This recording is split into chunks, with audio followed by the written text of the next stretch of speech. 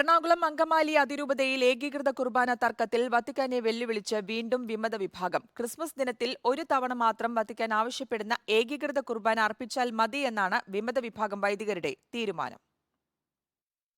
Christmas ദിനത്തിലെ മറ്റു കുർബാനകൾ ജനാഭിമുഖ കുർബാന അർപ്പിക്കാനും ഒരു കുർബാന മാത്രം ഏകീകൃത കുർബാന അർപ്പിക്കാനുമാണ് എറണാകുളം അങ്കമാലിയിലെ വിമത വൈദികരുടെ തീരുമാനം. ക്രിസ്മസ് ദിനം മുതൽ മാർപ്പാപ്പ ആഹ്വാനം ചെയ്തതും സിനഡ് അംഗീകരിച്ചതുമായ ഏകീകൃത കുർബാന അർപ്പിക്കണമെന്ന് apostolic administrative bishop Bosco Puthur ഇന്നലെ സർക്കുലർ ഇറക്കിയതിനു പിന്നാലെയാണ് വിമത വിഭാഗം വൈദികരുടെ തീരുമാനം.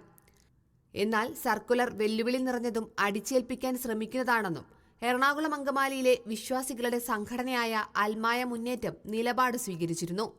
ഇതിനു പിന്നാലെയാണ് വിമത വിഭാഗം വൈദികരും നിലപാട് പരസ്യമാക്കിയത്. കഴിഞ്ഞ ഒരാഴ്ച നിരവധി ചർച്ചകൾ ഇരുകൂട്ടരുമായി നടത്തിയ ശേഷമാണ് വത്തിക്കാനിൽ നിന്നുള്ള പ്രതിനിധി ആർച്ച് ബിഷപ്പ് സിറിൽ വാസ് തിരികെ മടങ്ങിയത്. മാർപ്പാപ്പയുടെ ആഹ്വാനം നടപ്പാക്കണമെന്നാണ് ബിഷപ്പ് സിറിൽ വാസ് അപ്പോസ്തലിക് അഡ്മിനിസ്ട്രേറ്റർക്ക് നൽകിയ നിർദ്ദേശം. ഇതിന്റെ അടിസ്ഥാനത്തിലാണ് ബിഷപ്പ് ബോസ്കോ പുത്തൂർ ഇന്നലെ സർക്കുലർ ഇറക്കിയത്. വിമത വിഭാഗത്തിന്റെ വെല്ലുവിളിക്കെതിരെ വത്തിക്കാൻ നടപടി ഉണ്ടാകുമെന്ന പ്രതീക്ഷയിലാണ് സിറോർ മലബാർ സഭയിലെ ഔദ്യോഗിക വിഭാഗം വൈദികരും വിശ്വാസികളും. എന്നാൽ ക്രിസ്മസ് ദിനത്തിൽ ഒരു ഏകീകൃത കുർബാന ഇടവകകളിൽ നടത്തിയാൽ വത്തിക്കാൻ തീരുമാനം അംഗീകരിച്ചു എന്ന് വരുത്തി തീർക്കാനാണ് വിമത വിഭാഗത്തിന്റെ ശ്രമം. ഇതിലൂടെ വത്തിക്കാൻ അച്ചടക്ക നടപടികൾ ഒഴിവാക്കുമെന്നും ഇവർ കണക്കുകൂട്ടുന്നു. റിപ്പോർട്ടർ, കൊച്ചി.